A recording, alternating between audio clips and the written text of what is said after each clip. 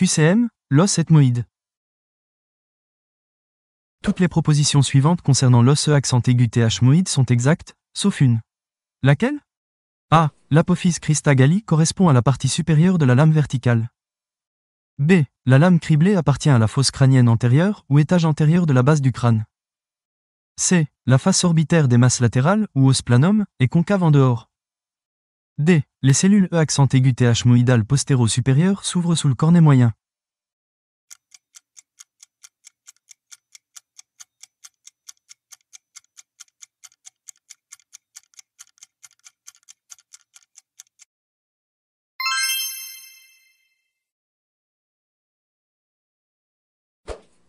Parmi les propositions suivantes concernant l'os accent aigu th-moïde, une seule est fausse.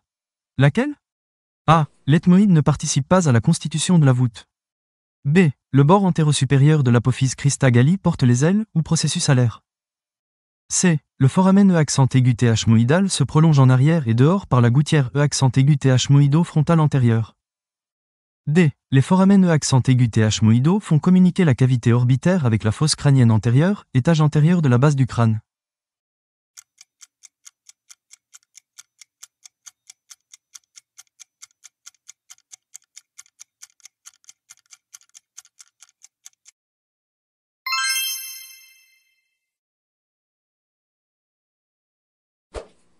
Une seule des propositions suivantes concernant l'os accent aigu th-moïde est inexacte, laquelle? A. Le foramen cecum est limité en arrière par les ailes de l'apophyse crista galli. B. La face médiale des masses latérales porte les empreintes des filets du nerf olfactif. C. La fente E accent aigu th-moïdale se trouve sur le trajet du canal E accent aigu th-moïdo-frontal antérieur. D. Le processus onciné est un relief de la face médiale de la masse latérale.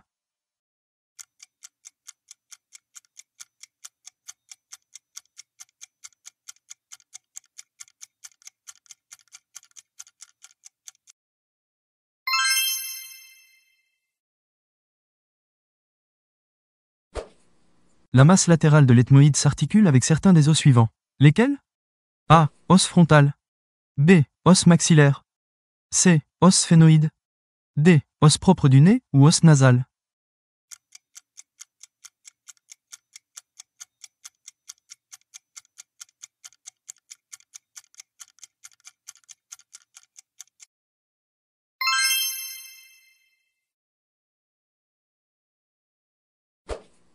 Toutes les propositions suivantes concernant l'os E accent aigu th-moïde sont exactes, sauf une. Laquelle? A. La bulle E accent aigu th-moïdale et le processus onciné, ou onciforme, sont situés sous le cornet moyen. B. Le canal lacrymal, ou canal lacrymo-nasal, se jette sous le cornet inférieur.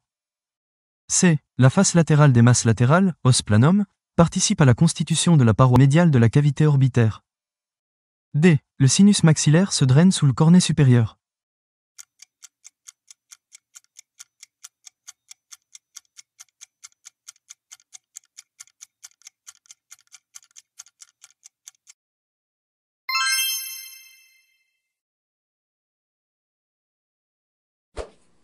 Certains des éléments suivants s'articulent avec l'os E accent aigu th-moïde.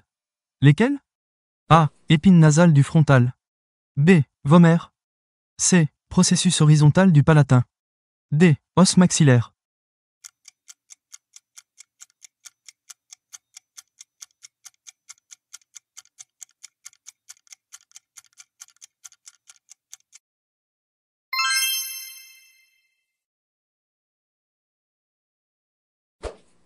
Toutes les propositions suivantes concernant la lame criblée de l'ethmoïde sont exactes, sauf une. Laquelle? A. La lame criblée de l'ethmoïde s'articule en avant avec le processus E accent aigu th-moïdal du sphénoïde. B. La lame criblée comble l'échancrure E accent aigu th-moïdal de l'os frontal. C. Les trous de la lame criblée font communiquer l'étage antérieur de la base du crâne, ou fosse crânienne antérieure, avec les fosses nasales. D. Les deux nerfs olfactifs, première paire des nerfs crâniens, reposent sur la lame criblée.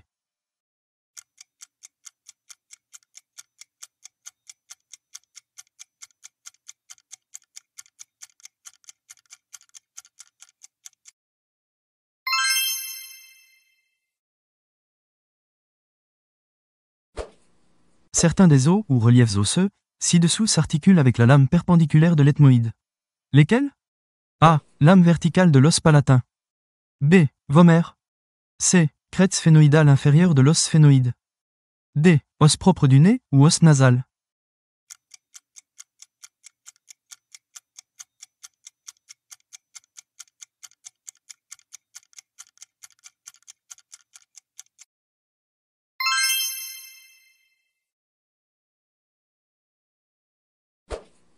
Parmi les propositions suivantes concernant l'os accent aigu th-moïde, laquelle ou lesquelles sont exactes? A. La lame criblée comble l'incisure accent aigu th-moïdale d'os frontal. B. La lame perpendiculaire de l'os accent aigu th-moïde s'articule avec l'os palatin. C. L'os planum participe à la formation de la paroi médiale de la cavité orbitaire. D. Les canaux ethmoïdaux frontaux ou foramens ethmoïdaux font communiquer les cavités orbitaires et la fosse crânienne antérieure, étage antérieur de la base du crâne.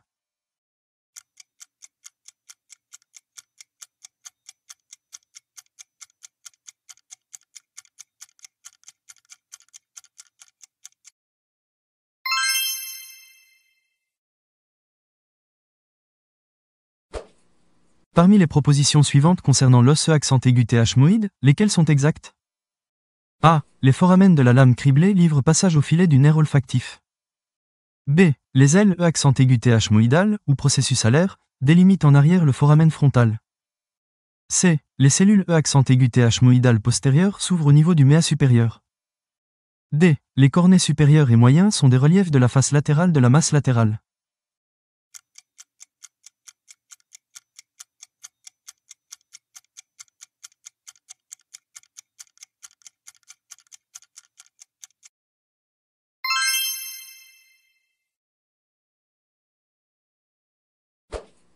Certaines des propositions suivantes concernant l'os accent aigu th-moïde sont exactes, lesquelles? A. Les masses latérales de l'ethmoïde participent au plan profond ou médial des fosses nasales. B. La face latérale des masses latérales forme le plan médial de la cavité orbitaire. C. La face postérieure des masses latérales s'articule avec le corps du sphénoïde. D. Les cellules accent aigu th-moïdales postérieures s'ouvrent au niveau du méa du cornet moyen.